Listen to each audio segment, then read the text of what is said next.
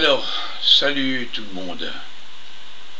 Voilà, dans ma vidéo précédente, j'avais promis de raconter ce qui m'est arrivé aujourd'hui en fin de matinée, dans le métro, c'est-à-dire mon intervention alors qu'une attaque était en train de se produire contre une jeune femme juste à côté de moi.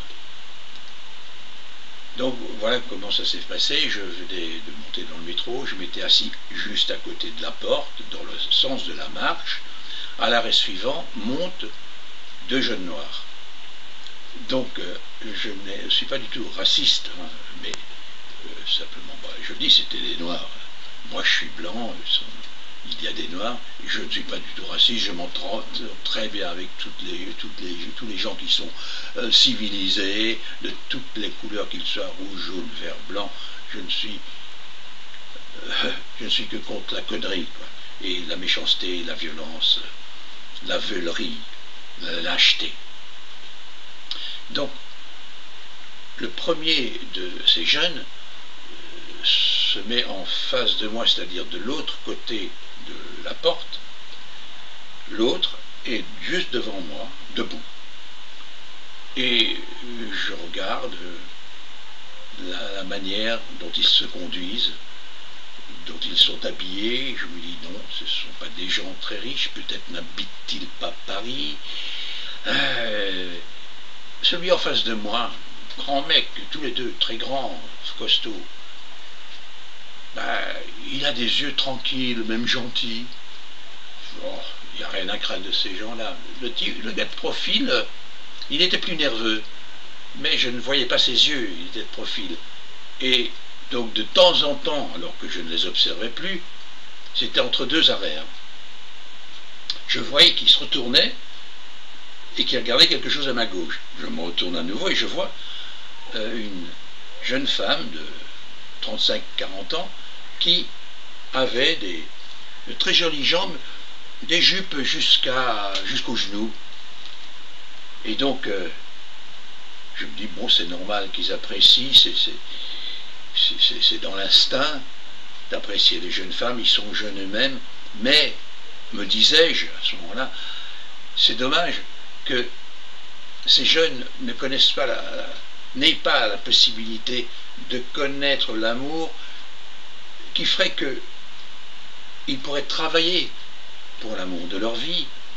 Et je sais que les femmes sont très exigeantes vis-à-vis de l'homme qu'elles choisissent, puisqu'il faut qu'elles aient la sécurité. L'homme représente encore, dans la plupart des cas, une forme de sécurité et une forme de protection pour les enfants, etc. Et donc, j'en étais là de mes réflexions, quand la porte s'ouvre à nouveau pour un arrêt, et je vois qu'ils dialoguent très très bas, sans bouger, et je me dis, mais pourquoi est-ce qu'ils ne descendent pas, et ils ont l'air d'hésiter, de regarder dehors, pourquoi ils ne savent pas très bien ce qu'ils font. Aïe, c'est peut-être inquiétant, c'est pas normal. Et à ce moment-là, le gars qui était en face de moi se retourne, se précipite sur la dame avant, ça s'est fait en un quart de demi-seconde, et se précipite vers cette femme qui hurle. J'ai à peine le temps de me retourner, de réagir, j'ai pris ma canne, j'ai frappé là où je pensais avoir entre sa tête, si tu veux, et la jeune femme, mais je ne me souviens pas tellement ça a été rapide, c'était l'instinct pur qui parlait.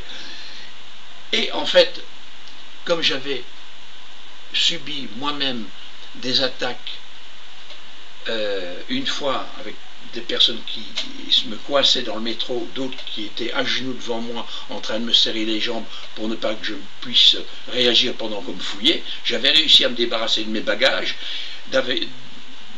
j'avais réussi à frapper la personne dans son dos qui s'était relevée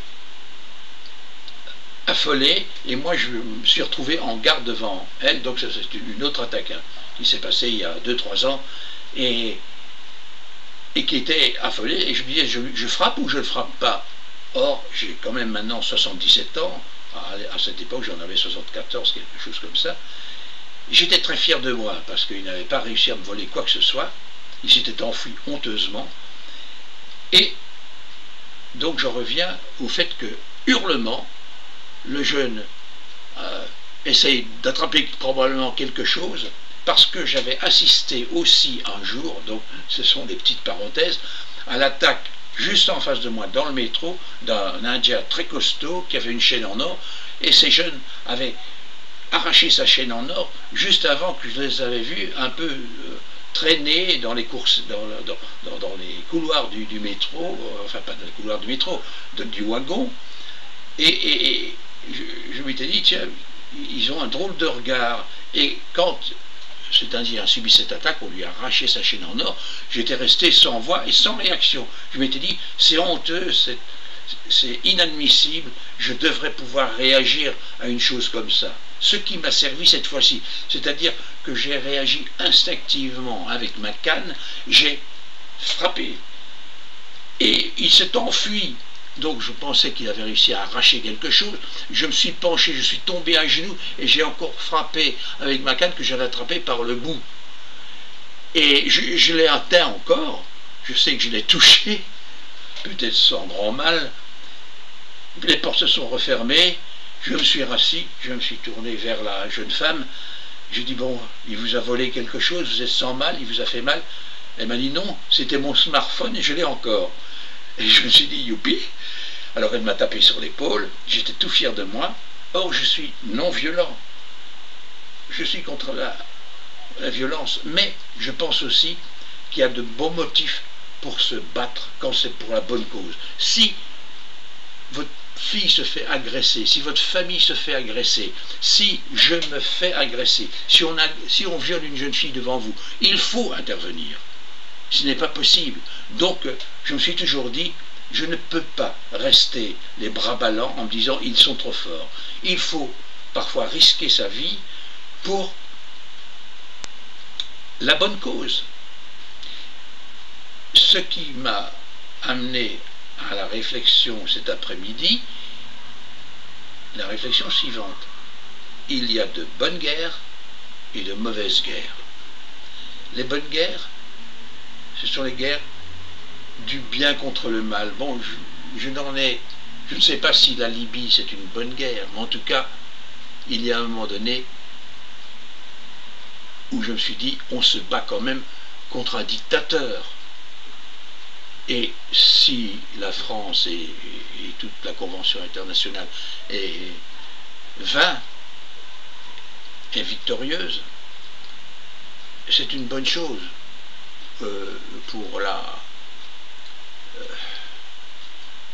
pour ce pays. Et donc on m'avait fait comprendre à une certaine époque qu'il y avait beaucoup de sang qui pouvait être versé dans un futur proche de la Terre, mais que c'était pour nettoyer la Terre. C'était un message très important, dit dans des circonstances particulières. Ça m'avait beaucoup choqué à l'époque que le sang versé pouvait être purificateur en quelque sorte. Or, c'est un message qui je venais de loin. Vous savez, je suis spiritualiste. Ça ne m'empêche pas de pouvoir me battre quand il le faut, quand il y a des forces animales, brutales, comme ici, j'ai réagi par pur instinct en un quart de seconde. Mais maintenant, je reviens à la guerre 40-45. C'était quand même une guerre contre Hitler et ce qu'il avait généré comme crime, et que Hitler était l'incarnation du mal. Il y a des gens qui vont toujours dire non, non, on se trompe, on s'est battu pour des intérêts. Bien sûr qu'il y avait tout ça, ce sont des êtres humains. Mais il y a des forces sous-jacentes qui jouent dans ces moments-là et qui font qu'à un moment donné, eh bien, c'est le bien qui triomphe, le bien bon.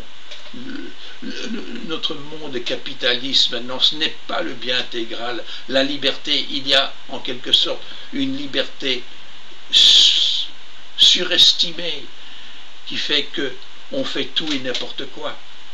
Donc voilà, j'en reviens au fait que je pense que j'ai bien agi, malgré que je suis pacifiste, je n'ai pas éprouvé de la haine, je n'ai pas par la suite éprouvé de la haine, donc quelque part je me dis bon ben j'ai fait une forme de, je suis arrivé à mon âge à une forme de progrès.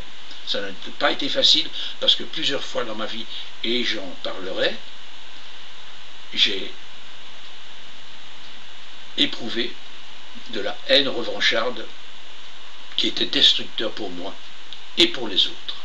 Voilà, sur ces bonnes paroles, je vous dis au revoir en appuyant de nouveau sur ce petit bouton rouge qui est vraiment infernal parce que ça ne se éteint pas automatiquement. Salut!